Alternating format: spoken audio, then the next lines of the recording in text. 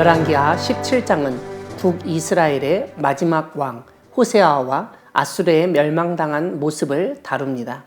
오늘 본문 앞부분은 호세아에 대한 이야기입니다.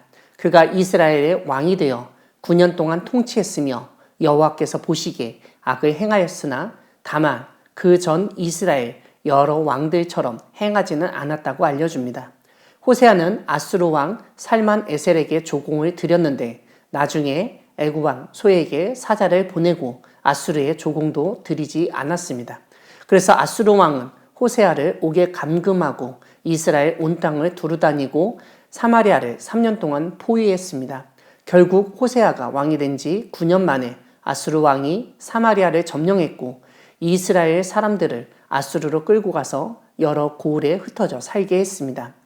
오늘 본문은 이 모든 일은 이스라엘 자손이 자기를 애굽 땅에서 인도하여 내사 애굽의 왕 바로의 손에서 벗어나게 하신 그 하나님 여호와께 죄를 범하고 또 다른 신들을 경외하며 여호와께서 이스라엘 자손 앞에서 쫓아내신 이방 사람의 규례와 이스라엘 여러 왕이 세운 율례를 행하였기 때문이라고 알려줍니다. 구체적인 범죄의 사실로는 불의를 행하고 여호와를 배역하고 산당과 목상과 아세라를 세운 것입니다. 무엇보다 하나님 여호와의 모든 명령을 버리고 자기들을 위하여 두 송아지 형상을 부어 만들고 아세라, 하늘의 1월 성신, 바알 등 우상을 섬기고 복술과 사수를 행하였기 때문입니다. 그래서 여호와께서 이스라엘의 온 족속을 버리사 괴롭게 하시며 노략군의 손에 넘기시고 마침내 그의 앞에서 쫓아내셨다고 설명합니다. 오늘 본문 뒷부분은 아수르 왕이 북이스라엘을 멸망시킨 후 행한 일들을 알려줍니다. 일단 제일 먼저 이방 지역에서 사람을 옮겨다가 이스라엘 자손을 대신하여 사마리아 여러 성읍에 두어 거주하게 한 것입니다. 다만 그들이 여호와의 사자까지도 죽여 문제가 생기자 아수르 왕은 이스라엘에서 사로잡아 온 제사장 한 사람을 다시 이스라엘에 거주하며 그 땅 신의 법을 무리에게 가르치도록 명령을 내립니다. 그럼에도 불구하고 이스라엘 땅에 살던 각 민족이 각기 자기의 신상들을 만들어 사마리아 사람이 지은 여러 산당들에 두었습니다. 오늘 본문은 각 민족들이 섬기던 신상들을 알려줍니다. 바벨론 사람들은 숫꽃 분옷을, 굿 사람들은 네르가를, 하맛 사람들은 아시마를, 아와 사람들은 닙하스와 다르당을 만들었습니다. 스발와임 사람들은 그 자녀를 불살라 그들의 신 아드람멜렉과 아남멜렉에게 드렸습니다. 다만 그들은 산당에서 제사 드리면서도 여호와를 경외하였는데 그처럼 자기 신도 섬기고 여호와도 섬기는 일이 발생했습니다. 하지만 그것은 여호와를 제대로 경외하는 것이 아니었습니다. 왜냐하면 이스라엘에게 명령하신 율례와 법도와 율법과 계명을 준행하지 않았기 때문입니다. 오늘 본문 마지막 구절은 북이스라엘에 거주했던 여러 민족이 여호와를 경외하고 또 그 아로새긴 우상을 섬겼다고 다시 한번 지적합니다. 사랑하는 광야교회 성도 여러분, 하나님은 돌이켜 악한 길에서 떠나 하나님의 율법대로 행하지 않으면 심판하실 수 있는 분이십니다. 오늘 본문은 북이스라엘의 멸망을 다룹니다. 북이스라엘의 마지막 왕이었던 호세아는 자신의 권력을 유지하기 위해서 이러저러한 방법을 사용했습니다. 처음에는 아수르 왕 살만 에셀에게 조공을 바쳤습니다. 하지만 나중에는 애굽 왕 소에게 사자를 보내 우호 관계를 맺었습니다. 그 일이 잘 진행됐는지 이전에 바쳤던 조공을 더 이상 아수르에 바치지 않았습니다. 애굽을 그만큼 믿고 의지했던 것입니다.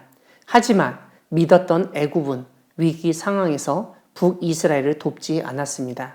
조공을 바치지 않은 북이스라엘을 징벌하기 위해서 아수르 왕이 직접 나섰습니다. 결국 아수르 왕은 호세아를 옥에 감금하고 이스라엘 온 땅을 두루다니며 회파하고 사마리아를 3년 동안 포위한 끝에 점령했습니다.